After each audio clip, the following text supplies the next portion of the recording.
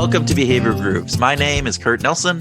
And I'm Tim Houlihan. We interview interesting people in order to unlock insights into behavioral science, and then we discuss how we can apply them to work and life. This episode is brought to you by us, the Lantern Group and Behavioral Alchemy, two applied behavioral science consultancies that you can bet on to improve the people issues in your business. And speaking of bets, our guest today is our friend and author, Annie Duke. We recently recorded a conversation with her about her new book, How to Decide, and we are pleased to share all of that with you. She shared some terrific insights on how to develop the archer's mindset, why your gut is not a decision tool, and the power of negative thinking. And let me tell you, that's not what you think. No, it's not what you think. So you should tune in and listen to our entire conversation. We also want to let you know that we are sharing this recording while blushing a little bit.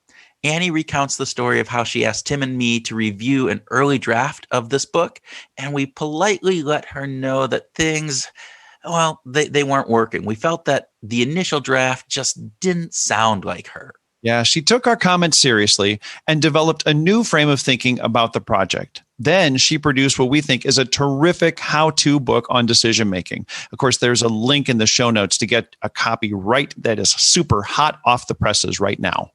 And because our conversation with Annie are, let's just say, a bit unconventional, we decided to take an unconventional approach to this episode. So we're going to be grooving throughout the episode as opposed to at the end like we normally do. Yeah, so you'll hear some transitional music in the soundtrack to indicate when Kurt and I are grooving on something that Annie said, and then that music will kind of play throughout, and then we'll end it and to get back into the original recording with Annie. But we just want to let you know in advance, because it's not our normal approach. Yeah, and we want you to be expecting what's going to happen. And we also want to let you know that our Patreon subscribers are growing each week. We want you to join the gaggle of groovers who are already subscribing for as little as a venti pumpkin spice latte per month. Thank you for writing that in for me, Tim. Yes, so check out the Patreon subscription page at www.patreon.com/behavioral grooves for more information. It won't take long at all. And by the way, Kurt, I've seen someone get through the subscription form in 47 seconds. Maybe one of these listeners could set a new land speed record. Tim, that's a lie. All right. All right. We've never seen anyone get through the subscription process in faster than 58 seconds. Well, gotta have something to shoot. All right. Yeah. Actually, we've never seen anybody get through the subscription process at all. So we have no idea. But with that, we encourage you to just sit back, as Tim and I love to do, with a fine draft of decision-making brew and enjoy our conversation with Annie.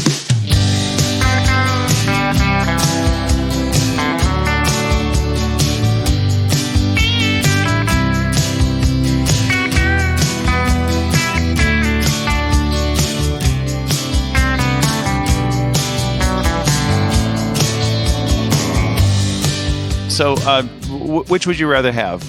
Dinner with your favorite rock star or sports star? Oh, rock star. Rock star. Of course. Yeah. And who would that be? Exactly. Okay.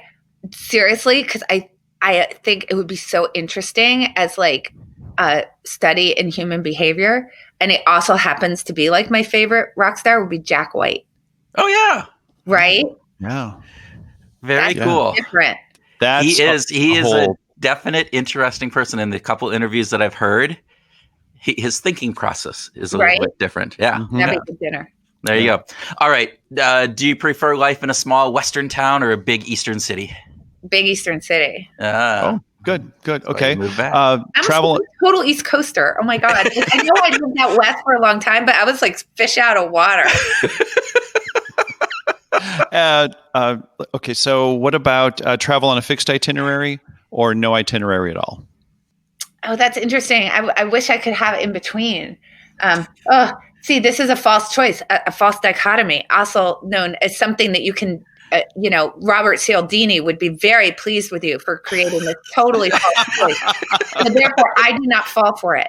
Have an itinerary where there is free time in there where I can choose what I would like to do and the option to change my mind? Yes, I love that answer. I shall All not right. fall for your influence, BS. We pick up a few things here and there. We just aren't that Yes, good you at actually do. implementing them. There Yes, you go. you do. Ha. All right. So, what is your estimate for the number of top 10 Billboard charts songs that Drake has had with an upper and lower bound? Oh my gosh. So you picked a good one because my kids would probably know this. He's pretty popular. Here's a hint. He has more downloads on Spotify than I know. anyone. No, he's hugely popular. I'm just trying to think, I don't know. So the problem is I need to sort of Fermiize this, right? I don't know.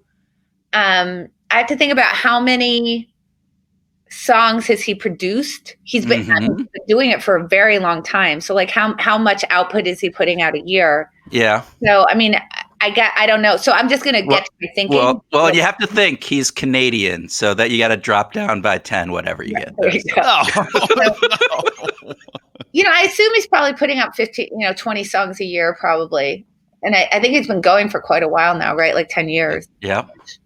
So, but I'm sure a lot of it is like crap. So, I mean, because that's just true.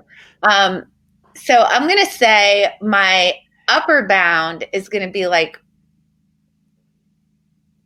40. Okay. And my lower bound is my upper bound's 50. And top 10, it's not one, right? Right. Yeah, top 10. That's right. Okay. Top 10. So my upper bound is 50 and my lower bound is 20. You know what? Good. So what's your actual, do you have a right in between? So you're doing, I'm applying a normal distribution here. Okay. All right. So you're at, what is that? 35, right? Mm-hmm. So 41. 41. You changing your upper boundary, looking there, you did it.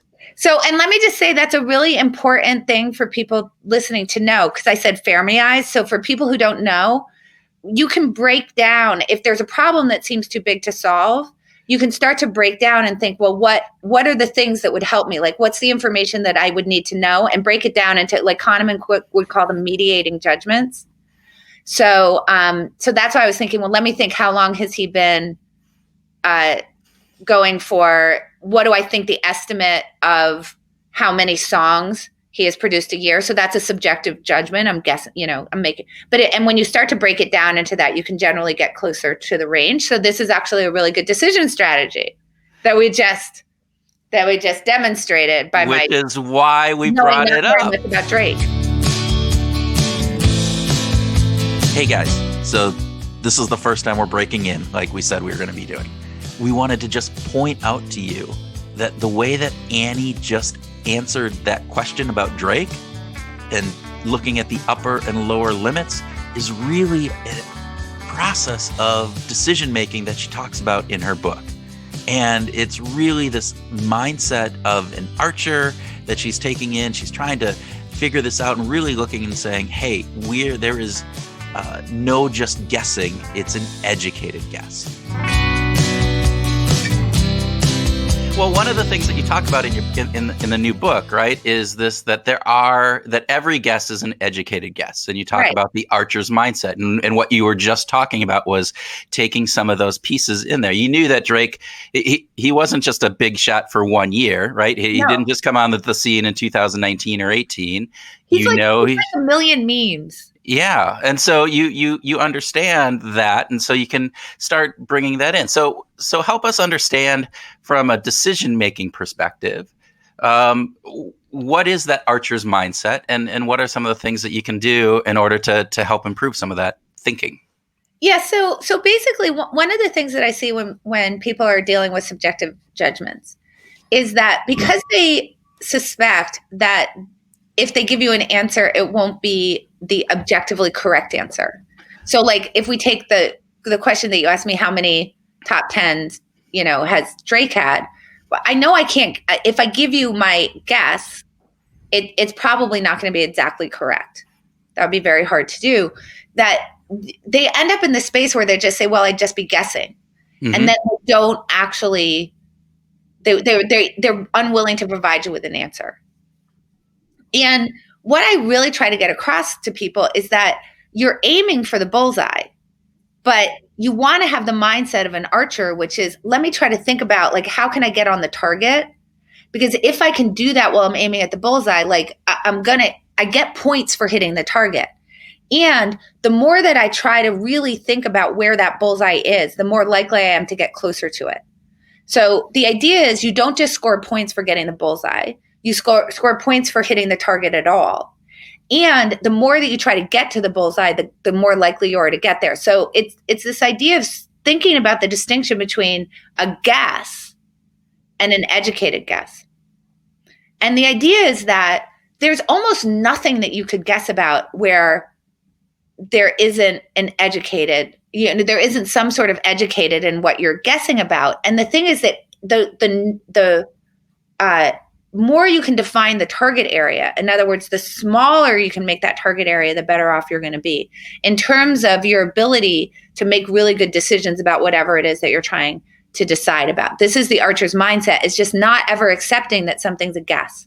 It's saying, look, I can get on the target. I can get on the target because I'm not playing pin the tail on the donkey, right? I'm not just walking around with a blindfold on, just like stabbing pins into the world. That's not how we make decisions, right? I want to be like an archer. So I have to force myself to think about my guesses as educated guesses. And then what that does is essentially what I just did with the Drake question, which is, how educated can I get? What are the things that I know that could help me with this? And obviously, because it was a speed round, I couldn't go Google stuff, right? But exactly. Once I don't accept that it's a guess, maybe that gets me to go look stuff up, and it makes me go try to figure some things out. And, you can do that with kind of anything, right? So like an example that I use is you have no idea what my computer is sitting on, but and I won't even tell you what it's sitting on. How much do you think the thing that my computer is sitting on weighs? Yeah. Okay. So we could start talking about that in terms of it's probably sitting on some kind of whatever your computer is on top of a desk of some sort. So it can't weigh more than what the desk can hold, right? So an upper bound is going to be 75 or 100 pounds, right? Probably, right? But the lower bound is probably going to be somewhere in a pound or two because it needs to be sturdy enough to hold your computer. Right. And so this is exactly what I'm saying. So, it's not negative. It's not a negative number. It's not zero. And it's not 10,000 pounds. Right. I mean, you actually gave a pretty good upper, it's like 75 to 100 pounds. So it happens to be a stack of books. I'm going to guess it's probably about 40 pounds. Okay. But it's just to get it to the right height. So the point is, like, you just eliminated, if you think about the total range of things that what things weigh in the world, you just eliminated like a huge range of those possibilities. And that's what we're trying to do when we're thinking about decision making under uncertainty, is how can we reduce the uncertainty?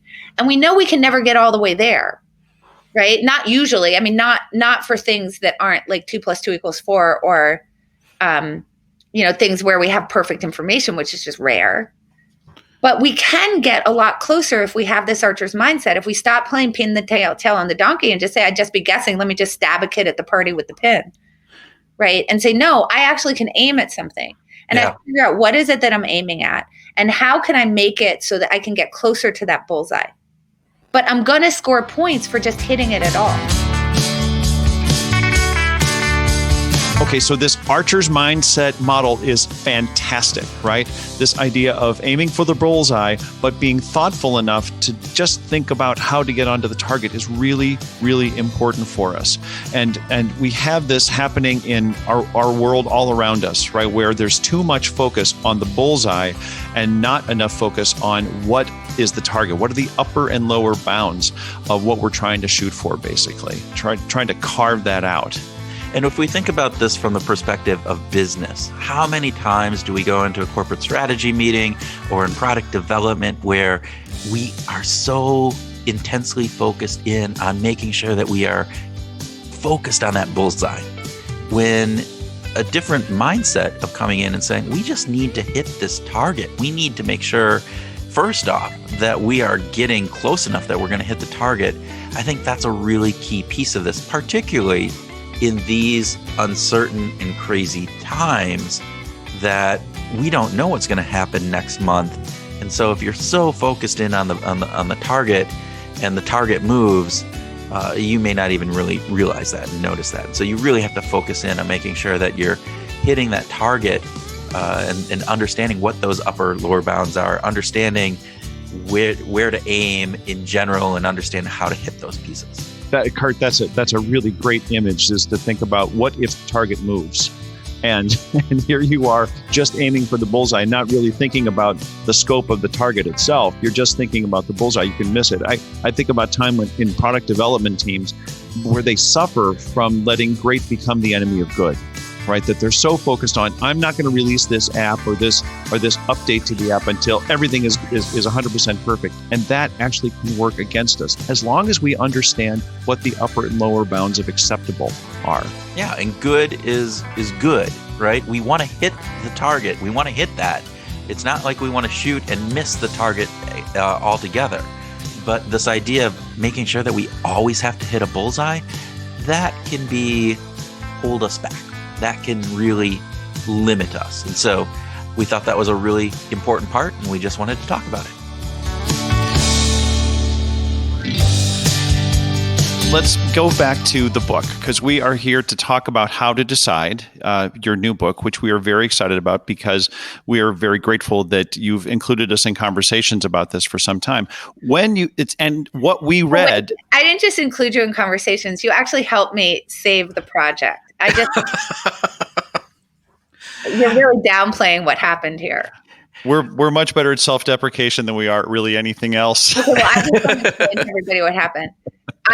So just the arc of the book. So when I originally thought about the book, as many of my best ideas do, pretty much all of them, it came from conversations with other people. In this particular case, it came from conversations I had with readers of Thinking in Bets.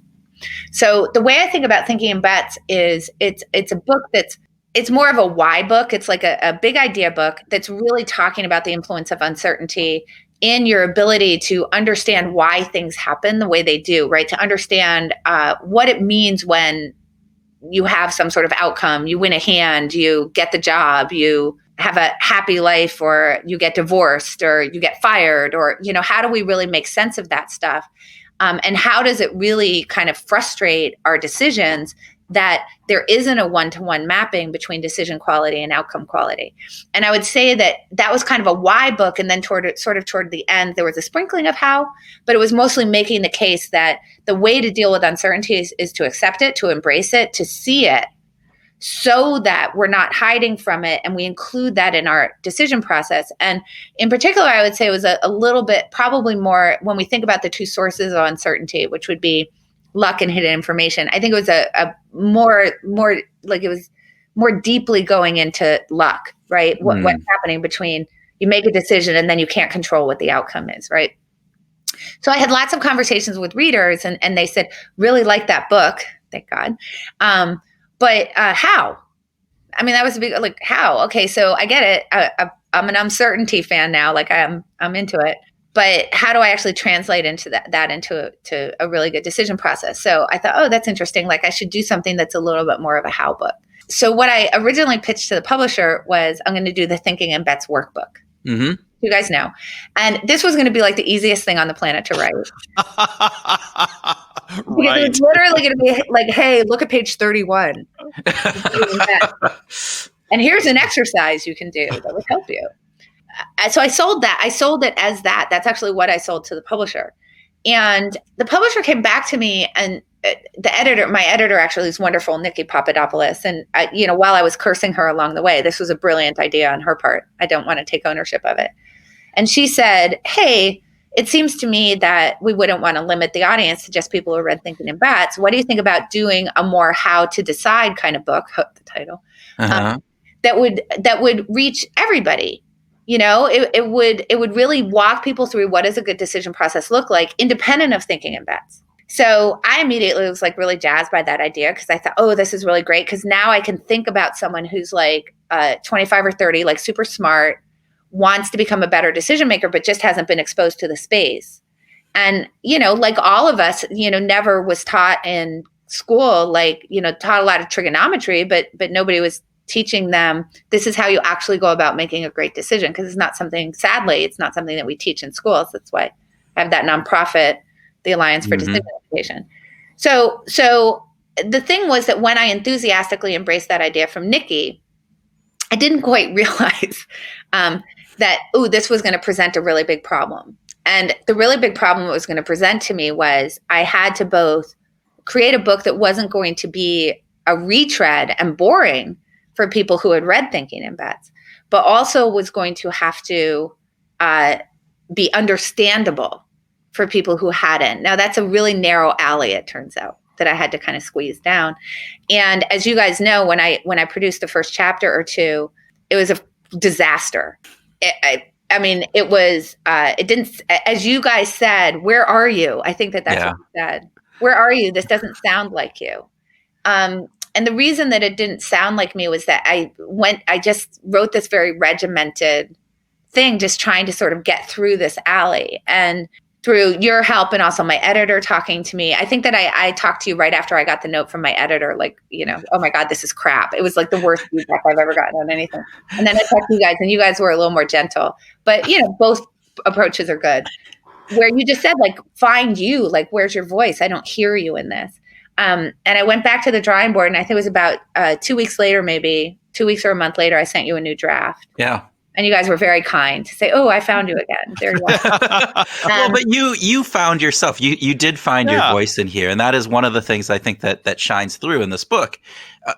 Because both it's this workbook, right? So it is this how to, you have exercises sprinkled throughout this that people can go in and do.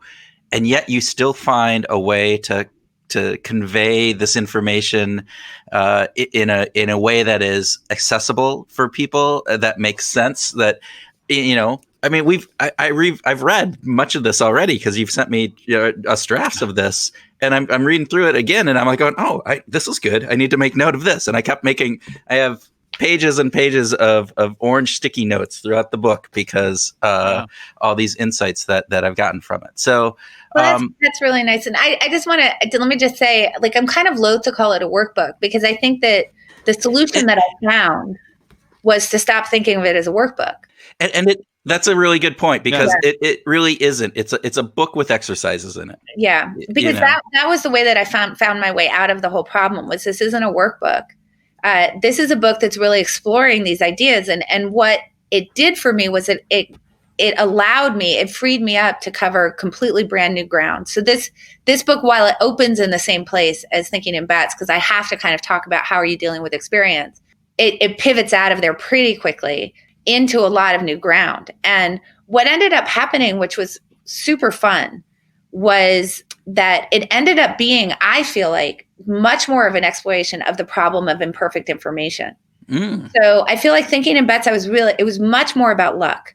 That you make a decision, and then there's all sorts of different ways that can turn out. And of course, that topic is covered well in this book, but it goes really deeply into this problem that, there's stuff and stuff you don't know. And the stuff fits on the head of a pin, and the stuff you don't know is the size of the universe. And, not that I talked about this in Thinking in Bets, but what I feel like is that the ratio got flipped. Right. There was a little of this problem of what do you know and what don't you know, and how are you exploring that universe of stuff you don't know. There was a little bit of that in Thinking in Bets, and lots of this kind of luck problem.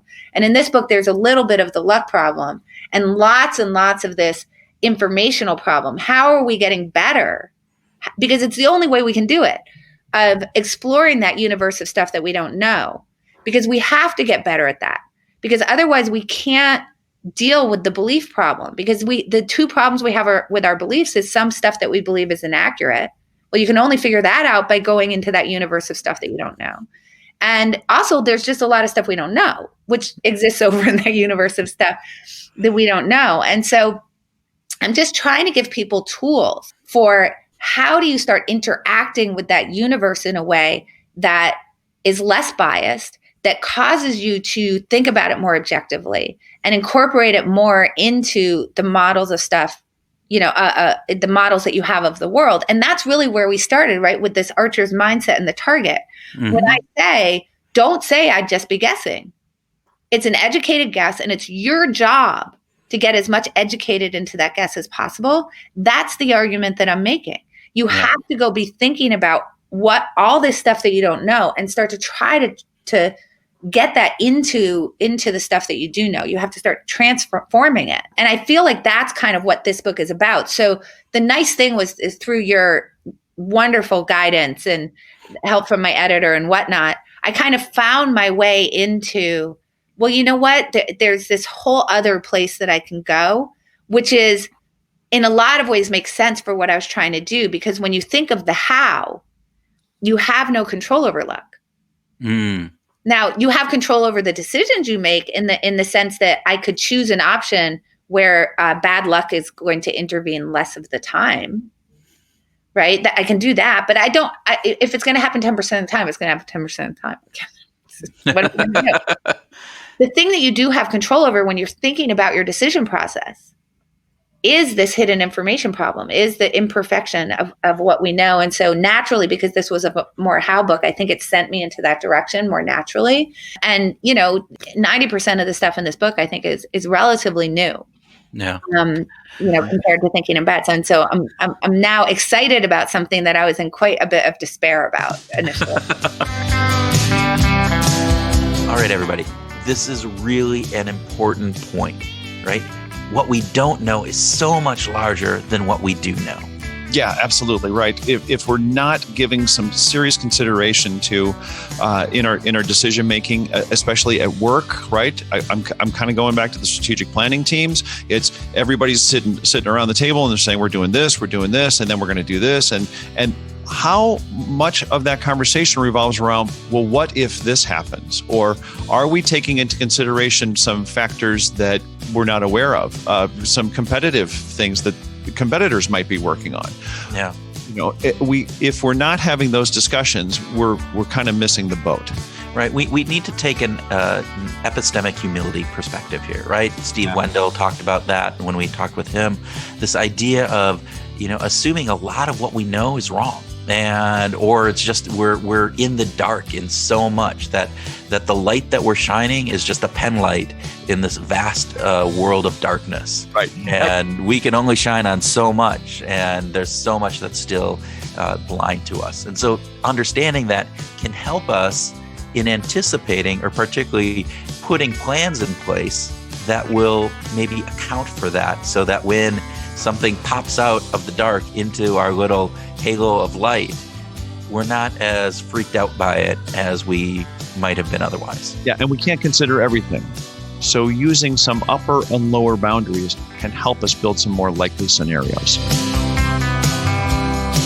One of the things that I loved about this is the popular story of positive thinking has been overriding us for generations, right? And you say it's time to put an end to that. Let's go with some negative thinking. Why is that? Yeah, so let me just be clear. I don't think that you're supposed to have negative goals. Like, you should want to be healthier and happier and get a great job and meet the love of your life and all that stuff. Like, I think everybody should have positive goals, of course. Nor am I saying that it's correct to think you're going to fail. I don't think that's right either. But the problem with positive thinking is that it doesn't make that distinction. What it says is set a positive goal, imagine success along the route.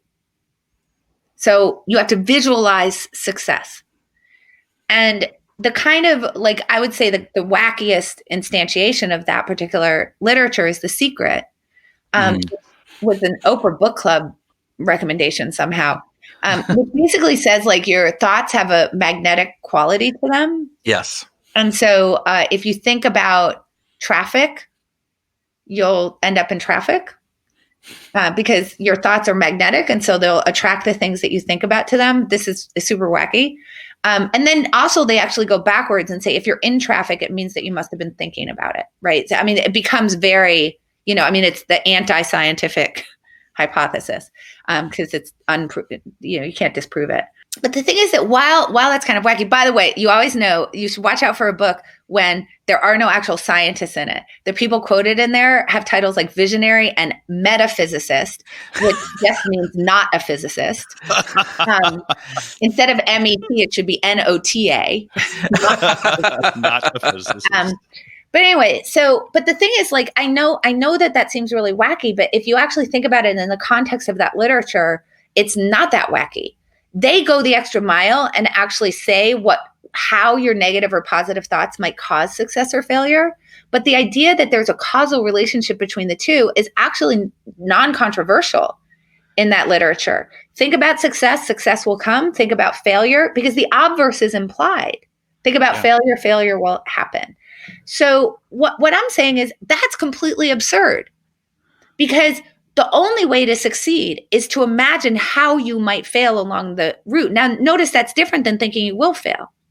But you have to think about what are the obstacles that might lie in the path? What are the things that are getting in my way? If I were to fail at achieving this goal, why would that have happened? And you can think about both things that have to do with your own decision making and also things that have to do with luck, which I broadly include like decisions other people make that you don't have influence over. Like if Vladimir Putin makes a decision, I have no influence over that. So that's a matter of luck from my perspective, right? So the analogy I give is basically this. Look, we've used paper maps forever and we've used positive thinking forever, but we threw the paper maps out. Why do we throw the paper maps out? Because they show a destination and then a clear road along the way. And how is that helpful to you? I mean, it helps you sort of figure out, like, I should exit here. And I remember when I was younger, you'd write it all down and you'd follow those directions, but you had no idea where there was going to be a speed trap. You had no idea where there might be an accident or heavy traffic or a road closure or any of those things. Why is Waze such a popular like mapping app? Because it tells you where things are going to go wrong. Yeah. That is why. It's like, don't go on that road. You'll never make it there on time. So I'm going to route you around it. And that's the beauty of the power of negative thinking, which is if I can identify the ways that things might go wrong, if I could have a ways for decision making, and this is a way to get there, I can see the points that I might fail. And then I can figure out how to deal with them before I actually run into the traffic and I'm stuck. Yeah. Now I can figure out how can I avoid it? What could I do to reduce the probability of that happening? Yeah. And it literally will increase your success, despite what is implied in the positive thinking literature, that having these kinds of thoughts about the way that you might fail would increase the chances that you fail. It's quite the opposite. It will increase the chances that you succeed. There was and I can't remember what show I heard it on, but it was Michael Phelps's coach. And when he was swimming, they drilled it into him, envision winning and envision all the perfect things. But Michael Phelps, being Michael Phelps, ended up like he got bored with that. So he started envisioning what could go wrong, all of these different things. And he was in one of the races in this, I believe it was the Sydney Olympics, and his goggles came off in, I think it was the butterfly. And for most people, that would have just, in Olympic, swimming, it's tenths of seconds, hundreds of seconds differences, and that would just be enough to throw him off. And he actually won. And afterwards, he said, well, no, it was one of the things I had envisioned. I envisioned what would happen and how would I do that. And so I'd already figured out what I needed to do, and I just went and did it. And so it is exactly that. I wish I had it in my book. Oh, now I have. This is the problem with a book. You can't. It's down. You can't. No, you don't know where the roadblocks are. What a great story. That is so good. Yeah, but that's a really good example, right? Like you're gonna, this is how you end up reactive. This is how you end up, look, when bad luck is going to happen, right? We can make great decisions and some percentage of the time they're not going to work out. And if we, first of all, aren't prepared for when things go wrong and already have a plan in place, the likelihood that we're going to make good plans in the wake of the bad outcome is going to just be lower. And we're not going to have any way of thinking about it in advance and saying, like, my goggles might fall off. What are the ways in which I could reduce the probability of that happening? I guess without causing my eyes horrible pain from them being super. But you can say, like, let me try different goggles. Let me see how I could stress test them. Oh. How hard is it to get them off my face? Like you could now go and figure out what are the goggles that's least likely to happen to, and then you can figure out if it does happen, what am I going to do? And now there's all this stuff that you can do proactively, which you can't do if you're just going, I'm just envisioning winning the race. Okay, great. My perfect form and everything. Right. Yeah. Right, so. Exactly. All right. The Michael Phelps story is really interesting. And of course, I had to go back out and look up some of the stuff. And so Michael Phelps does do a whole lot of visualization in his practice. And one of the interesting pieces is that for months before competition, instead of actually being in the pool all day practicing, Michael would spend 2 hours a day visualizing things. And his visualization practice would be such that he would visualize the things that were good, right? Like what I need to be doing, and then also what it would be like to win and what was going to be that perfect thing. But as part of this, he also visualized a lot of things that could go wrong, like we talked about. But what is interesting in the conversation and all the research that he's done on this is that visualization is really descriptive. It's about how things taste and feel, the sounds that he's hearing. He's visualizing all of this to get himself into that thing. And again, this goes back with this idea of negative thinking and really looking at the possibilities of what may or may not happen and looking at all of the potential downfalls, doing a pre-mortem of this. It reminds me of Elizabeth Schoenfeld's work as well, when she took high school basketball players and broke them into 3 groups. And the first group, she said, shoot baskets, shoot free throws for an hour. And the second group, she said, just go off and do whatever you want to do. And the third group, she said, sit on the bench and think about shooting free throws, visualize shooting those free throws. And of course, what happened was that the ones who actually sat on the bench and thought about it performed better than those who were actually shooting. So it actually got them, if you sit and have to think about something for an hour, man, that's a lot of time. You've got to start thinking about, well, what am I doing when I do a particular thing? How am I holding my hands? Where are my feet? How much am I bending my knees? What should I be doing? And that gets us thinking about something is a great way of actually doing your work, Sometimes it's just a way of not doing your work. Like that's what I usually end up doing, right? But this idea of taking a look and visualizing the entirety of things. So it's not just going, here's all the good things that are going to happen to us, and here's all the great things if we do this, but looking and visualizing things that saying, all right, here are the things that could go wrong, and how do we respond in those moments? And having that work of understanding that, or at least visualizing that, can really help you when those situations do arise. And hopefully they don't, but we know for a fact that sometimes they do. And those sometimes can be really important. Yeah. So the pre-mortem is really critical. Basically, this tool of thinking through all these potential outcomes is a really powerful tool. And I know that Michael Phelps is a great example. Lolly Daskell is a big fan. She's a big Twitter user. She wrote about this kind of thinking 10 years ago or so. And of course, Olympic planners. I think about Olympic planners. Holy cow! When they're planning for the Winter Olympics, is there going to be enough snow? Is it going to be enough? They've got to think through a lot of alternatives that will help them execute at a much higher rate. Well, and again, it's this identification of what those potential obstacles could be, not saying that those obstacles are going to be there, but understanding what they could be. And again, it goes back to this idea that there's a lot more things that we don't know than we do know. And so just trying to at least expand that universe to include some of those unknowns is really important. So the first part of the book is a lot about thinking the resulting, which again was brought up within thinking in bets. And so why is that such a difficult thing for people to overcome? And why is it something that we really need to actually, first off, for those listeners, if you haven't already listened to the numerous podcasts we've had with you, because we've talked about this before, but what is resulting? And then why is it important for people to understand? Yeah. So resulting is just really simply, I know the outcome. And so therefore, if I know the outcome, I know how good the decision was. So if something went wrong, the decision that preceded it must have been poor. And if something goes well, the decision that preceded it must have been awesome. So there's a lot of reasons why we can't overcome that. But, why we have trouble overcoming it, because I do think we can make it better. I think one of the main reasons is that we want the world to make sense.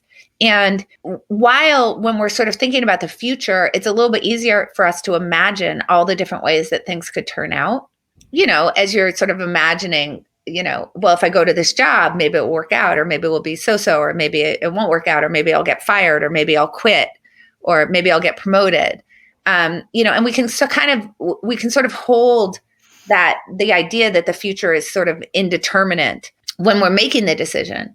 Once we know the outcome, it just feels like it had to have happened that way. Mm-hmm. And there's a part of our brain, Michael Mauboussin talks about this a lot, that's called the interpreter, that starts to try to create a causal story. So we want to link those together in a way that's causal. And we know that the thing that we don't like as human beings is for things to be random. And this is a lot of why, for example, people believe in conspiracy theories, that we'd rather have a complicated story that makes things feel like there was some purpose to them, as opposed to just, it's random and you were in the wrong building on the wrong day in September and Bush didn't do 9/11. You know what I mean? It's just like, it's really hard for us to just sort of allow that stuff happens. So, and we try to create these causal explanations. So if something bad happens, what's the right causal explanation for that? Well, someone made a bad decision. And I think that part of it is that it allows us to feel like we have more control, right? When we think about like the illusion of control or status quo bias, there's all these biases that just sort of have to do with us feeling like we're a little bit more the masters of our own destiny that we are. And I don't think we like as human beings the idea that I might get in a car and then, a semi might hit me. So there's two things that really strike us here, right? We are wired to look for certainty, and that it is most common that we're going to attribute our own failings to bad luck and other people's failings to the lack of skill, focus, determination, etc. Right? And frankly, we've just got to get over that. Right. We just have to get over that. That does not help us. Well, and it's really, the interesting part is that we attribute our own failings to bad luck, but our successes are never attributed to luck, right? No, it's all the hard work I do. It's never because I got lucky. Although in reality that happens as much, if not more, than the bad luck. Everybody, to not just us, but everyone around us, right? That luck is, relatively speaking, applied evenly. A coincidence, all those kinds of things. So why not just give people the grace of, well, maybe they had some bad luck. Right. And the fact of the matter is that if we do that, then we can actually start looking to see the reality of the situation, and we can understand why things are happening and not just assume that they're happening because of reason X or reason Y. And that lends itself to better decision making in the long run, so that you can learn from this outcome and learn from the work that has gone into this, and learn from all of these different components. Yeah. So taking it back to like strategic planning, what if rather than the conversation going along the lines of, oh, we don't have to worry about next year because the markets are on track for a really good year. What if the discussion were more like, what if the markets tank? What will we do then? What might we do? How can we build some thoughtful consideration into our strategic plan, considering the possibility that the markets might tank or that there might be some major interruption? And that the extra time and effort that it would take us to do that could yield tremendous results when that happens. Of course, if that happens. Right. All right. So the next part of the discussion with Annie leads us into a discussion about implications. Playing off of that, how, because we talked about luck, right? And you were just in the wrong place at the wrong time, or on the vice versa, you started a restaurant and you got the perfect lucky placement of where the location is, and you succeeded. So how I do we assume this determine? restaurant is in New Zealand. There you go. Right now, Auckland, and there it is. But what is it? How can we? How can we notice luck, and then how does that get into this self narrative that you talk about in the book about our self narrative is so tied into us being successful and skilled, and so we have a motivated reasoning to say, no, that wasn't luck, it was my hard work that made this so successful. So what can we do in order to help take those two pieces and make sure that we're really noticing what is our skill and what is up to luck, and so that we can make better decisions moving forward. So first of all, you bring up a good point, which is resulting is not evenly applied. So we're very good at resulting about other people's crap. But when it comes to our own decisions, we're perfectly willing to allow luck as an explanation, but only for our failures. So when bad things happen to us, it is because of bad luck. And when good things happen to us, it is because we are awesome. And this ties into self-serving bias and also the fundamental attribution error. Yeah. So, which is all just like, when are you saying something is situational, which would be a luck explanation, versus when are you saying something is dispositional? So, which would be your own awesome skill. Basically, what we want to do is realize that we can think about a 2x2 where you have good decision, bad decision. So you have your decision quality, and then you have good outcome, bad outcome. And we can think about populating all four of those cells. So good would be an earned reward. Good, bad would be bad luck. Bad, good would be dumb luck. And bad would be just desserts, just what you deserved. So in that case, what we know is that our life is, those four cells are very well populated in our lives. They're also very well populated in everybody else's life as well. But depending on what type of decision we're trying to analyze, we selectively use different boxes as the explanation. So when we're resulting, we're just looking at the good, bad. Mm-hmm. Everything's an earned reward or just desserts. When we're thinking about ourselves, everything is earned reward or bad luck. Okay. So the key is to start exploring all of those cells and to say, really, to dig down into that and recognize that you need to allow that any of those explanations might be so. So I've got some exercises in the book that can help people do that. And one of the things that I really recommend is that, in particular, if you see decisions that are in that good category, that you must really dig into those, because it doesn't mean that they're best good category. In other words, it doesn't mean it's the best decision you could have made. And if you just sort of leave it be, you're actually going to lose a lot of learning opportunities there. Now, one of the reasons why I think that we have these patterns when it comes to ourselves, and you can see this in businesses as well, right? There's lots of post-morteming, but not a lot of, we did really unexpectedly well. Better get in a room about that one and figure out why our prediction was wrong. I haven't found a company yet that's doing that. But I think the reason why is that a bad outcome feels bad. Yeah. So if we go and explore it, we're kind of free rolling. If it turns out that we made a bad decision, well, we're really no worse off than we were before, because we already felt like crap about the whole situation. But if we find out that actually it was bad luck, boom, right? Now we feel pretty good about something that was kind of was making us sad before. But now you can see the opposite if we look at good decisions. Why aren't we exploring, our good outcomes rather? Because we already feel pretty good about it. So if we find out it was a good decision, the state of our world hasn't changed. But what if we find out it had to do with just good luck? Yeah. Now we just turned into this thing we felt pretty good about, and we turned it into something that we're not very happy about. So there's uneven reward. It's like it's actually equal and opposite reward. If we look into the bad outcomes, it's an escape hatch. It allows us to have a way out of the room. But when we look at our good outcomes, we don't want that way out of the room. We want the door to remain closed. So we won't actually look at it. So, the way to solve it is to actually really explore those four cells, and then also to really spend some time trying to really think through, okay, this result happened, but what were the other things that really could have happened? Because if you're not exploring those things, it's very hard to find the luck and stuff. Yeah. You mentioned free rolling within there. Just really quick. I know we're getting close on time here, but what is free rolling for our listeners?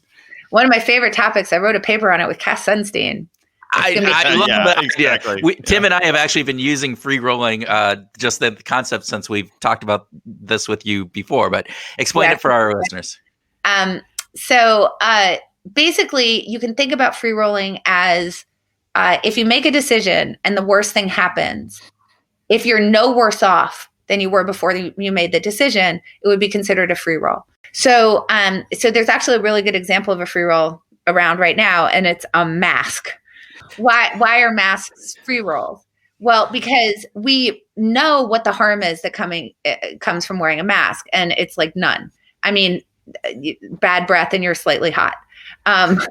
Although that might be good in the winter. That might there you go. So that might turn into foggy glasses. There you foggy go. Glasses, right? So there's, you're not, despite what some people say, you're not going to get carbon dioxide poisoning from wearing a mask. I can prove that because surgeons wear a mask, and I don't want my surgeon to have carbon dioxide poisoning while they're doing surgery on me. So there you go.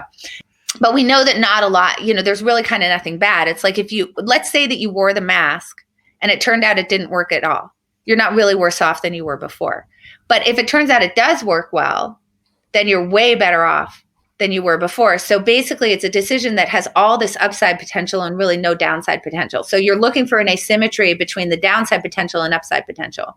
So whenever there's a really big asymmetry such that the downside potential is very limited, can't really do any harm, you're in a free roll situation. Now, the interesting thing with a mask is that one of the places that you'll end up finding free roll situations a lot is when you take a solution that is very well known, but you're applying it to a novel situation. So the reason why we have asymmetrical knowledge about the downside of mask versus the upside of mask, right? Because we don't know exactly how much it helps. We just kind of know it does.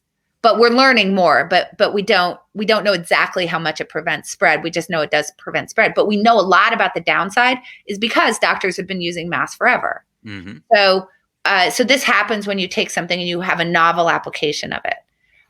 But you can also just have, free rolls because like asking somebody out on a date is a free roll. Like if they say no, who cares? Yeah. Right. But if they say yes, it might be the love of your life. Right. So we get into these situations all the time. I think that what's really interesting is some of the arguments that I've seen against masks are really missing this free roll point, and they're focusing on the uncertainty about what the upside is. Yeah. They're saying, well, we don't really know how well it works, so therefore we shouldn't use them. Whereas if you actually say, but it can do no harm, then, and you find the free roll in there, then you can see pretty quickly like, oh no, this is something that we really should be doing. So what are the two things in the book that you absolutely want our listeners or the readers that read it to take away? What are the two things? Here's the two things. Thing number one is it might seem really overwhelming to think about what a really robust decision process will be, but the counterintuitive thing is that mostly you're making decisions way too slowly. It's just that you don't have a good idea of which decisions you should go fast on and which decisions you should go slow on. So we tend to go fast on some pretty consequential decisions, but slow on things like ordering from a menu. So I have literally a whole chapter devoted to why thinking about decisions the way that I'm recommending will actually mostly speed you up. It's going to help you really overcome, what's known as analysis paralysis. So that's number one, so you need to know what a really robust decision process looks like in order to know when you can speed up. And that's kind of true of everything, right? Like we can all remember what it was like when we first learned how to drive. Yeah. Right. I mean, slow and deliberate, and you had to think about where's the pedal and where's the gas and whatnot. And sometimes that kind of thing is really important, but other times you just kind of want to go and avoid the deer. And so anyway, chapter 7 is really just literally all about how do you speed your decisions up. So that's number one. The second thing, because you only gave me 2. You can go 3 if you have extra time here. Here's the second thing that I hope people really take away from this book. When you're thinking about how am I interacting with the universe of stuff that I don't know, it's not just like what's the information that you're looking up. It's although that's important. It's not just what are the news sources that you're choosing to go read, and are you sort of getting a variety? Well, that's also, it's also important as well.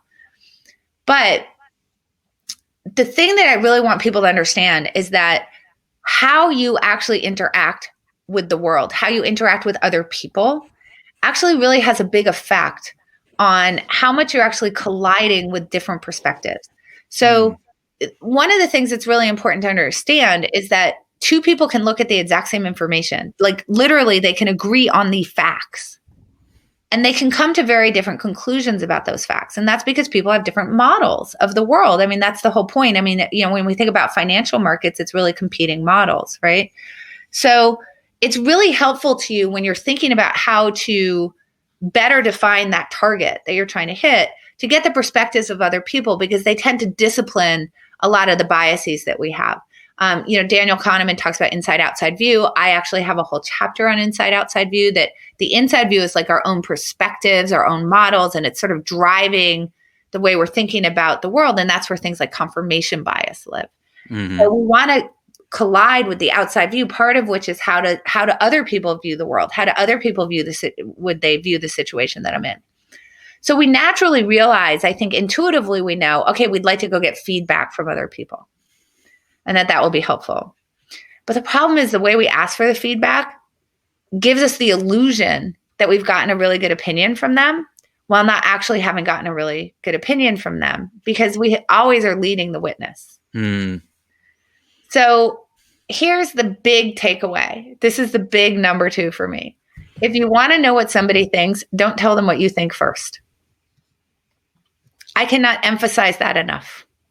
And I think that people will find, if you actually keep this in your head and track during the day, how often, if it's in your business or in your life or whatever, you're asking for somebody's opinion, are you having that instinct, or are you offering your own opinion on the matter first? Because and you'll see it's like every time. And I think it's because we think it's important data. Mm. That I need to tell you what I think about it so that you could give me your opinion. But what I would like to do actually is to put you into as close to the same state of knowledge that I was in when I formed my opinion prior to eliciting yours. And this is in simple ways, right? Like if I want to, I don't know if you watched Perry Mason or not. I did. But if I want to know what you thought of it, I should not tell you. I should just say, well, hey, what'd you think of Perry Mason? Mm-hmm. I should not tell you all my thoughts on it, which are vast. Right? I really loved the backstory. Raymond Burr was such a goody two-shoes. I like that Perry Mason is flawed in this version. I thought it was really interesting.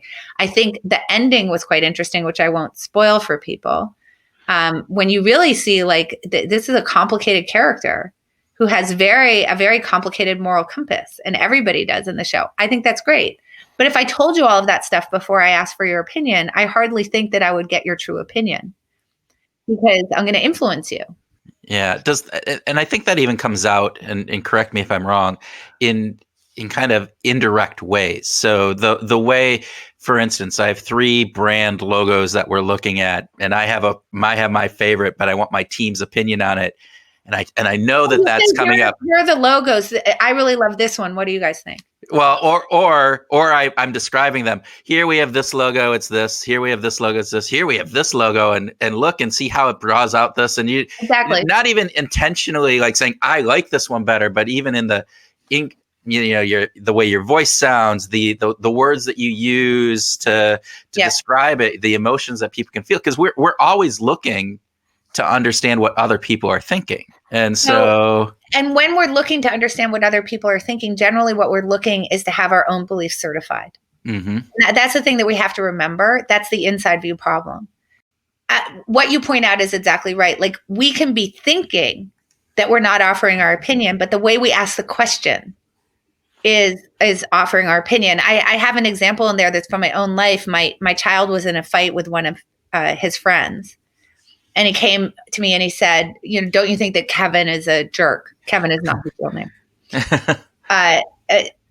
said, he didn't say, don't you think? He said, Kevin's such a jerk and all my friends agree with me. That's what he said to me. And I immediately said, so how did you ask your friends their opinion? Did you say, what do you think of Kevin? Or did you say, I think Kevin's a jerk. What do you think? And he was like, well, obviously it was the second.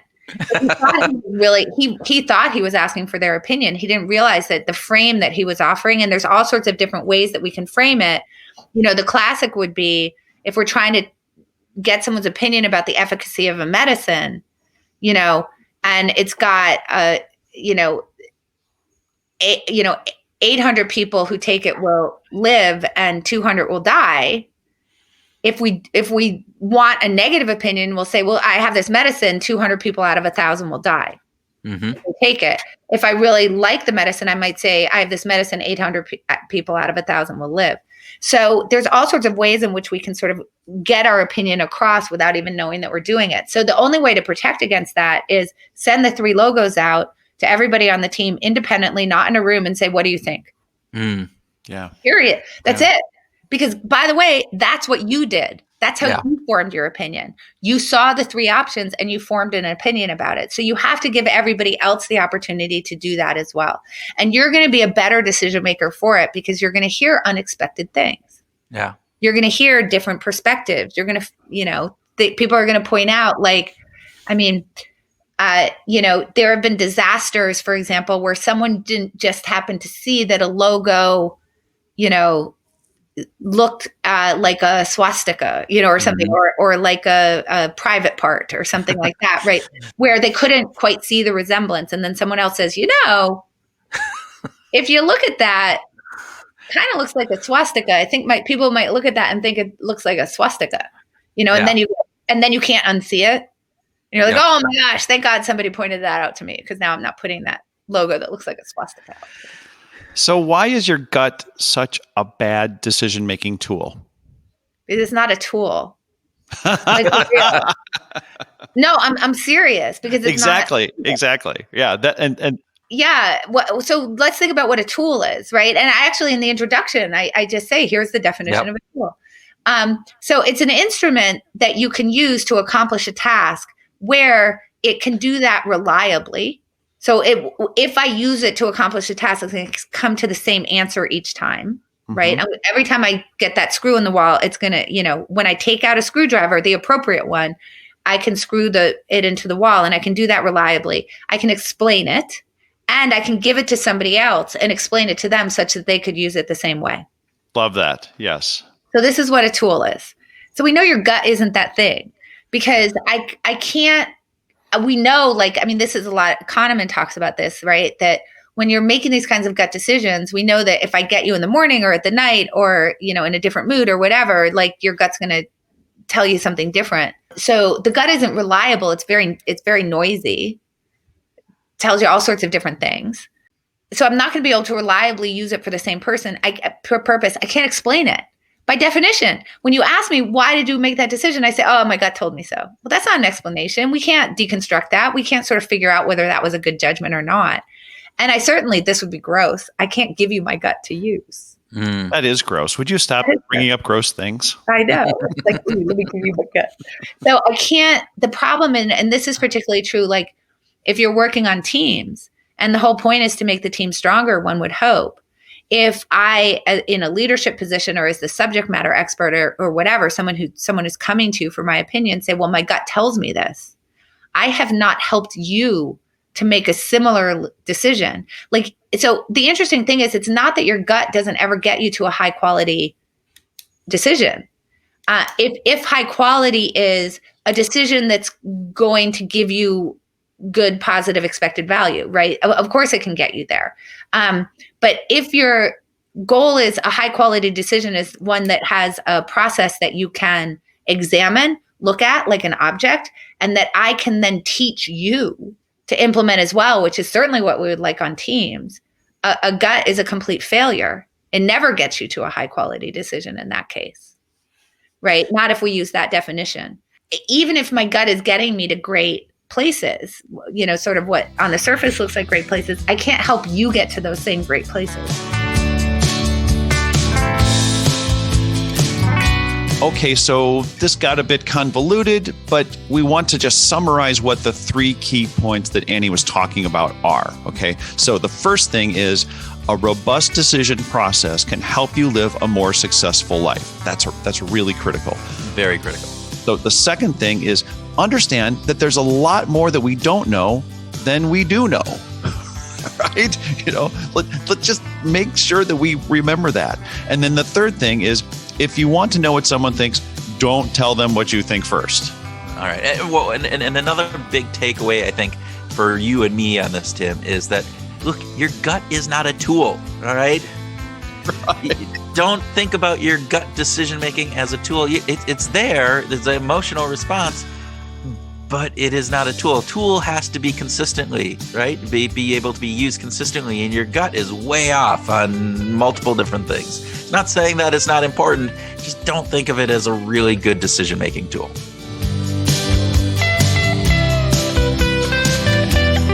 Do you have any suggestions for when you're working with somebody on a team and they come in and it potentially might be your boss who says, yeah, but my gut tells me this?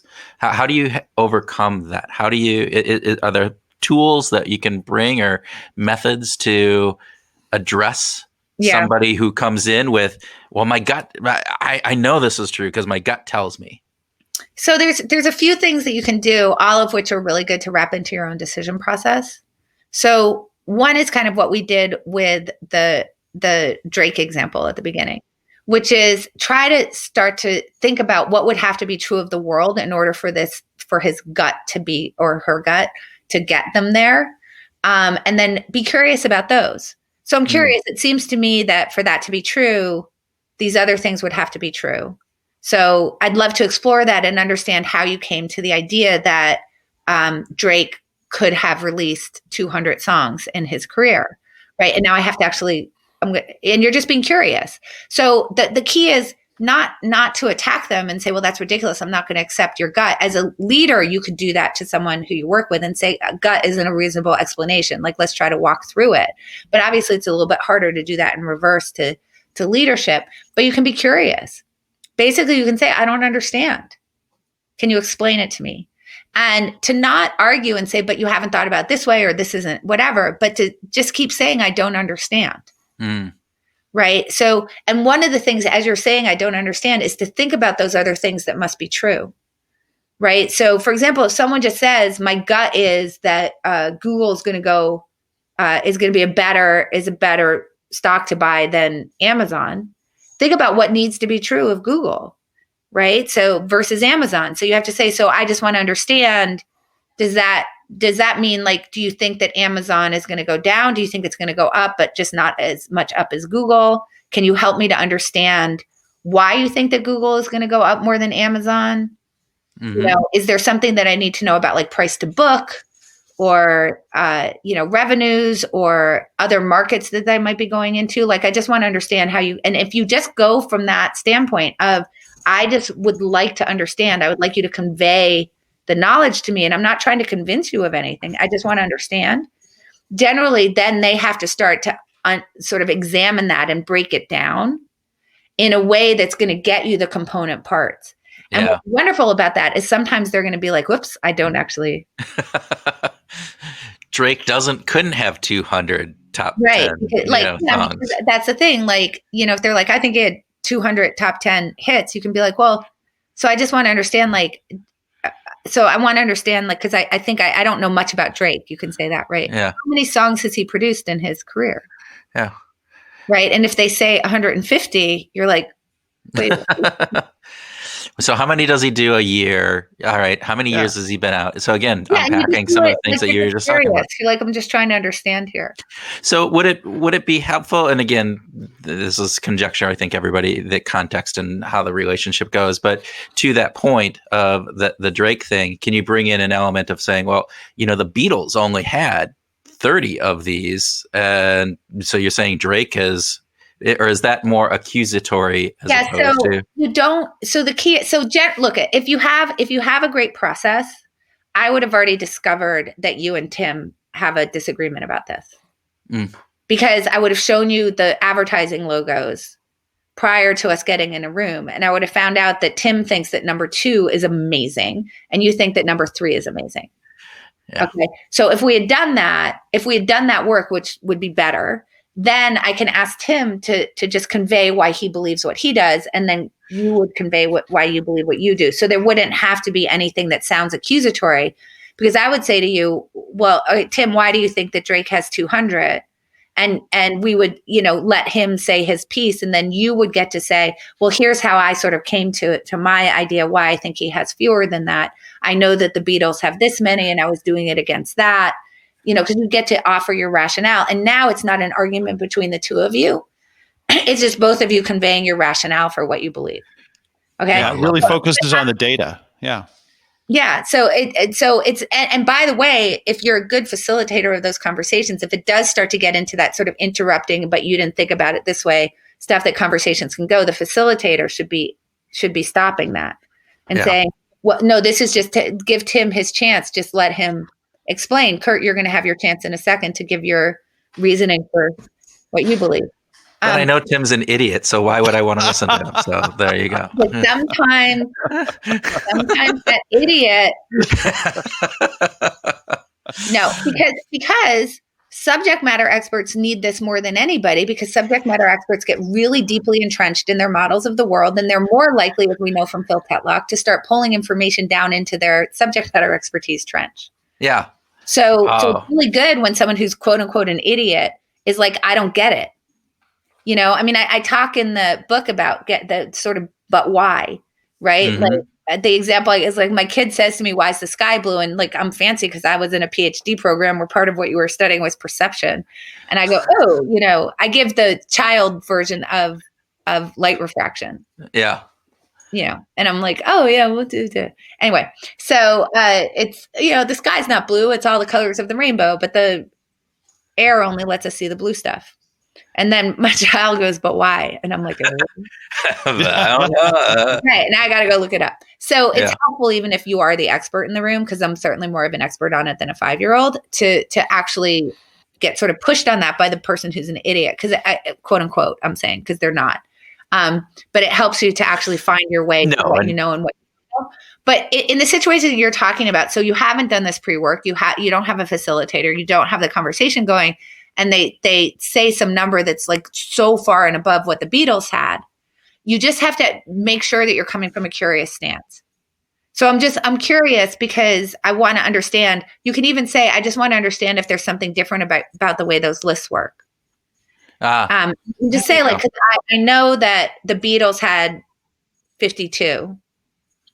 And I always thought they were like the most successful of all time. But of course, there wasn't like streaming music and download and videos and the way that we promote now.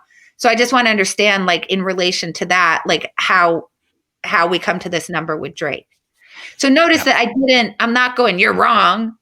I'm like, I'm curious, and I'm totally allowing in here that there's just a bunch of stuff I don't understand. And I'm just asking you to help me to understand it.